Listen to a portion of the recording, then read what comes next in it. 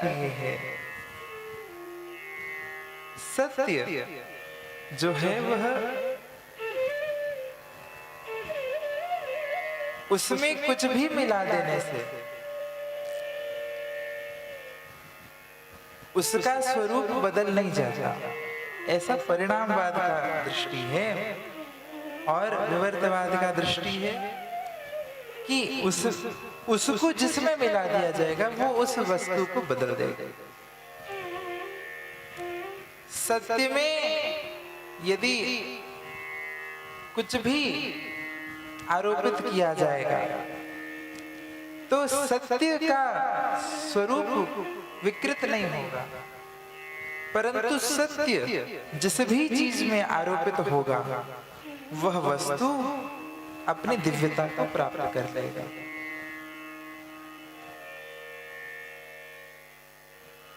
संग, इसलिए सत्संग बात यहीं से आई। संग जब सत्य का हो जाएगा तो जो संगी है, जो संग करने वाला है, वो जिस तत्व का संग करेगा, सत्य का संग करेगा, तो उस व्यक्ति में बदलाव आ जाएगा। उसके संग करने से जो सत्य है उसमें बदलाव नहीं आएगा। संत का संग करने से जो पतित जीव हैं उनमें बदलाव आता है। संग एक दूसरे के साथ होता है। ऐसा नहीं होता कि आप मेरा संग करें और मैं आपका संग नहीं करूं। संग तो परस्पर हुआ ना, तभी तो संग होगा। परंतु संत के संग से, सत्य स्वरूप के संग से, मैंने कल अब बताया था। अच्छा बताओ, कल सुना था, क्या क्या है सत्य तत्व बताओ। कौन कौन सुन रहा था जरा देखा तो जाए कि हम क्यों कह ही रहे हैं। बस किसी को कुछ समझ भी आ रहा है, याद है कि नहीं है। 5 चीज सत्य बताए थे, क्या क्या थे बताइए, बताइए।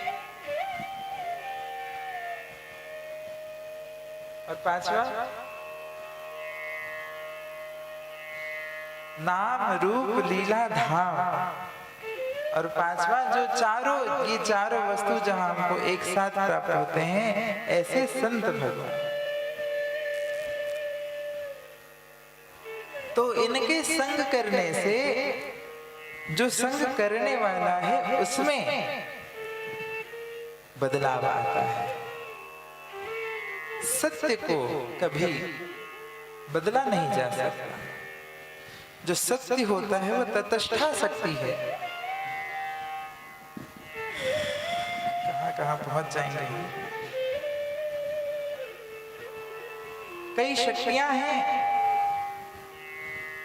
उनमें तटस्था स्वरूप से सत्य विराजमान होता है। सत्य जो स्वरूप है वह सबका साक्षी है। जो अंतर्यामी है, राधे, जो अंतर्यामी है वो सत्य है। जो सबके हृदय में विराजमान है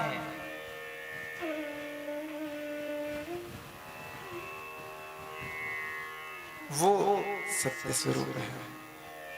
श्री भगवान कि ऐसे दिव्य सत्य स्वरूप को हम सब धीमहि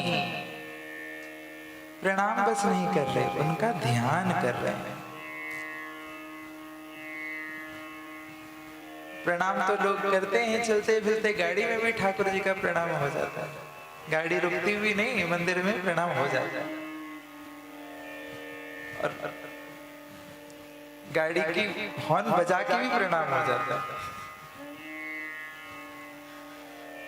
कई लोग तो ऐसे हॉर्न बजाते हैं कि भगवान भी सोचेंगे ये कौन आ गया।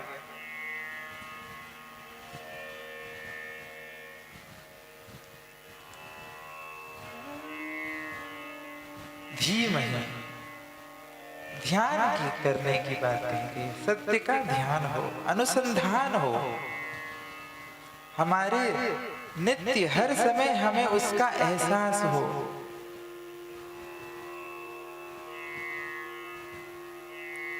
एक महिला थी, एक गांव में एक महिला थी। वो गांव में नट आते हैं ना, रस्सी पे चल चल के दिखाते थे। आजकल तो नहीं आते, पहले आया करते थे। पहले मेलाओं में भी उनके देखने को उनको मिलता था। अब उसको देख करके उसे बड़ा आश्चर्य हुआ, वो रस्सी पे चल रही है। तो वो भी गई और जाकर के उसने कोशिश करी कि रस्सी नहीं सही, मैं एक पटरे पे चलूं कम से कम।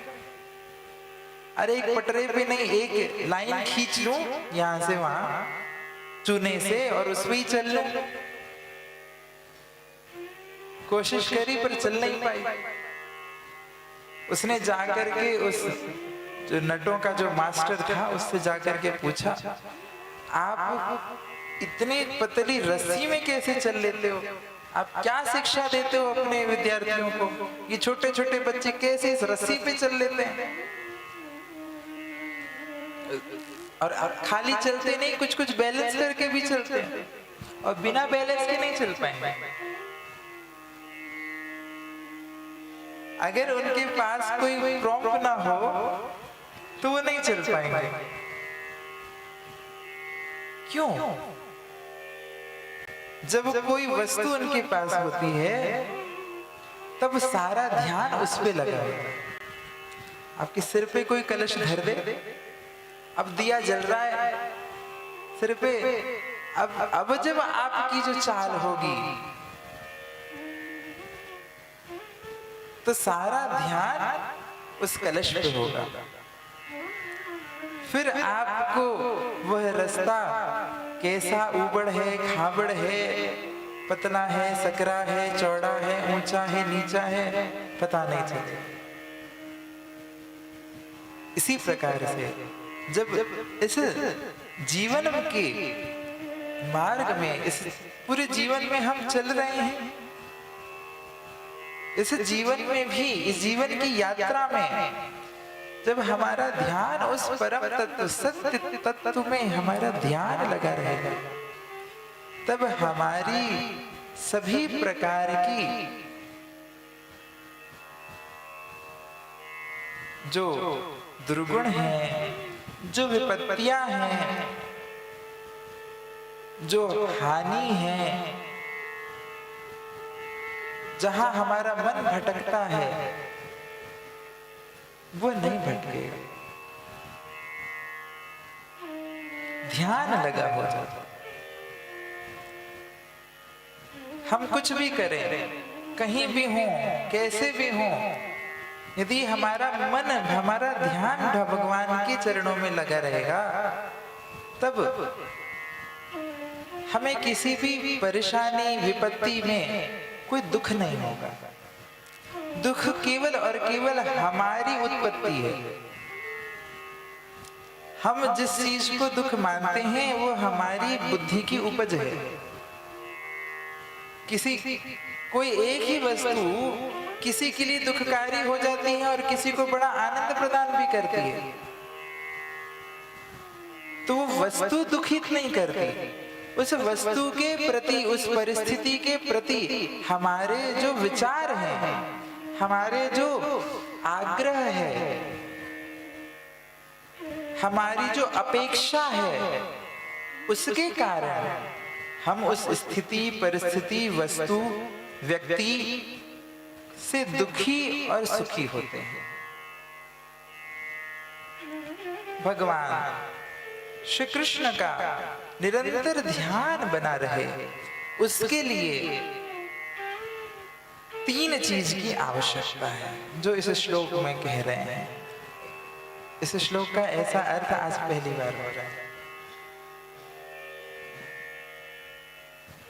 3 वस्तुएं की आवश्यकता है। क्या क्या?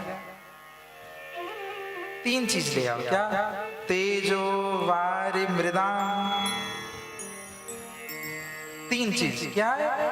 तेज अग्नि, वारी अर्थात जल, और मृदा अर्थात मिट्टी धरती। कौन सी अग्नि लेकर के आए? अपने हृदय में श्री कृष्ण प्रेम की, श्री कृष्ण विरह की अग्नि लेकर के, उत्कंठा की अग्नि हमारे हृदय में आ जाए।